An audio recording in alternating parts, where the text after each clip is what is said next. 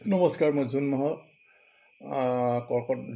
কৰ্কট ৰাশিৰ জাতক জাতিকাসকলৰ বিষয়ে মই ক'বলৈ ওলাইছোঁ আৰু লগতে উল্লেখযোগ্য দিনসমূহ আপোনালোকৰ আগত ক'বলৈ বিচাৰিছোঁ। কৰ্কট ৰাশিৰ জাতক জাতিকাসকলৰ জুন মাহটো যদি চোৱা যায়, তেওঁলোকৰ মোটামুটি ভালেই দেখা যায়, শুভফল লাভ কৰিব।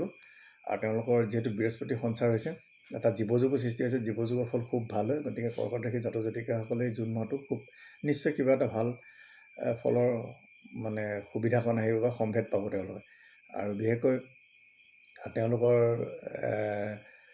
এটা কথা যদি চোৱা যায়, তেওঁলোকৰ কৰ্কট ৰাশিৰ জাতক জাতিকাসকলৰ এটা পাণ্ডিত্য যুগ এটা সৃষ্টি হৈছে।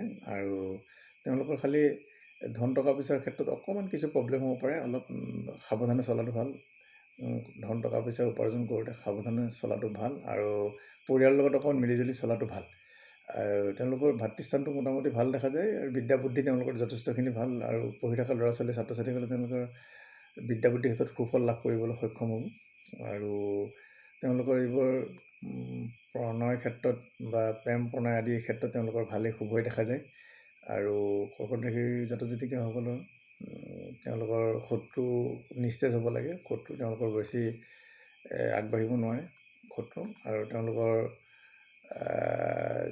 যিহেতু তেওঁলোকৰ পাৰিবাৰিক লাইনটো তেওঁলোকৰ যিহেতু ভালেই দেখা যায়, যিহেতু বৃহস্পতিৰ শুভ দৃষ্টি আছে, গতিকে সপ্তম স্থান বা পাৰিবাৰিক ক্ষেত্ৰখন তেওঁলোকৰ খুব ভাল দেখা যায়।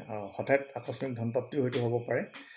আৰু তেওঁলোকৰ পশ্চিম ঠাইত বা পশ্চিম দেশত হয়তো বা পশ্চিম ৰাজ্যত তেওঁলোকে যোৱাৰ মানসিকতা থাকিব পাৰে, চাকৰি সূত্ৰে বা ব্যৱসায় সূত্ৰে। আৰু তেওঁলোকৰ মঠ মন্দিৰ দৰ্শন কৰাৰ সুবিধাকণ আহিব পাৰে। আৰু কৰ্কট ৰাশিৰ মোটামুটি এই জুন মাহটো ভালেই দেখা যায়। কৰ্ম তেওঁলোকৰ আগ্ৰাসী টাইপত কৰ্ম কৰিব পাৰিব, তেওঁলোকৰ কৰ্ম যথেষ্ট ভাল দেখা যায়। আৰু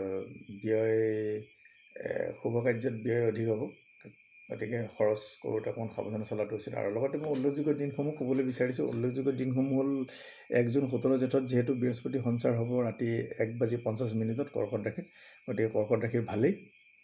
আৰু এটা উল্লেখযোগ্য দিন 31 জেঠে 15 জুন শনিদেৱৰ জন্ম জয়ন্তী তিথি আছে। সেই তিথিটো কৰ্কট ৰাশিৰ জাতক জাতিকাসকলে শনি মন্দিৰ বা মা কামাখ্যা বা নতুবা কালী মন্দিৰত গৈ তেওঁলোকে চাকি ধূপ জাকি জ্বলাব পাৰে।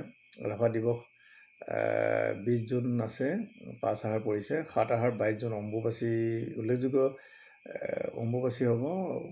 দীঘ 12:10 হ'ব অম্বুবাচী পবিত্ৰী হ'ব, আৰম্ভ হ'ব। আৰু 10 আহাৰত ৰাতি ঘণ্টা 12:02 শেষ হ'ব, অম্বুবাচী নিবৃত্তি হ'ব, বৃহস্পতিবাৰ পৰিৱৰ্তন। আৰু 26 জুন মহৰম আছে, মুছলিমসকলৰ পবিত্ৰ তীৰ্থস্থান।